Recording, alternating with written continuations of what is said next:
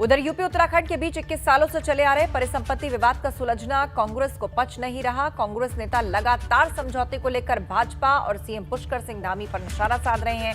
कांग्रेस का आरोप है कि सरकार परिसंपत्ति मामलों को लेकर कोर्ट में लंबित चल रहे मामलों को वापस लेने की बात कह रही है, जो कि उत्तराखंड के लिए सही नहीं है।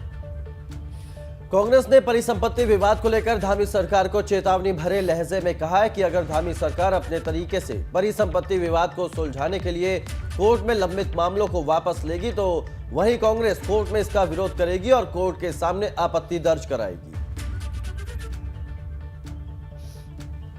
मुख्यमंत्री जी का यह बयान है कि ये निर्णय हुआ है दोनों पक्षों से कि हम कोर्ट में लंबित मामलों को वापस लेंगे। जैसे ही ये कोर्ट में मामलों को वापस लेंगे, हमने ये तय कर रखा है कि हम कोर्ट में इस केस में इंटरवेन करने की हम परमिशन मांगेंगे और ये केस तब तक बंद न कर दिए जाए जब तक कि इस केस का कोर्ट की नज़र में फाइनल सेटलमेंट क्या होना चाहिए, न्यायोचित क्या होना चाहिए, वो जब तक तय न हो जाए। हम दोनों योगी जी और वर्तमान के हमारे मुख्यमंत्री धामी जी, इन दोनों के सेटलमेंट को हम फाइनल सेटलमेंट बिल्कुल कदाचित नहीं मानते। प्रदेश की राजनीति को लेकर उत्तराखंड के पूर्व सीएम हरीश रावत ने बड़ा बयान दिया है। हरीश रावत ने अपनी एक पोस्ट में लिखा है कि उनके मन में बार बार यह विचार आता है कि उत्तराखंड में राजनीतिक स्थिरता कैसे रहे, राजनीतिक दलों और आंतरिक संतुलन और स्थिरता कैसे पैदा हो।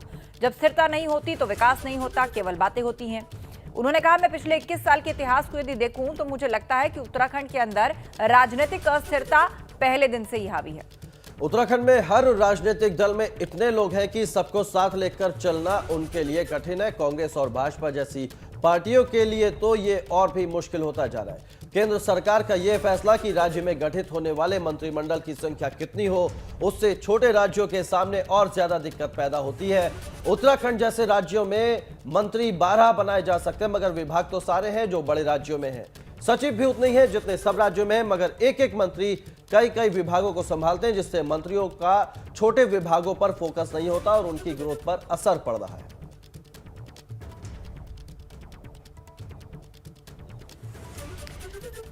मन की राजनीतिक व्यथा को लेकर लिखे लेख में हरीश रावत ने प्रदेश के लिए विधान परिषद को बड़ी जरूरत बताया। उनका कहना है कि उत्तराखंड के लिए 21 सदस्यीय विधान परिषद होनी चाहिए, जिससे प्रदेश में राजनीतिक स्थिरता लाई जा सके। अब हरीश रावत के इस लेख के सियासी गलियारों में मायने तलाशे जाने लगे हैं। यहां तक कि उनकी पार्टी कांग्रेस के कई नेता भी हरीश रावत के इस बयान का मतलब समझने में लगे हुए हैं।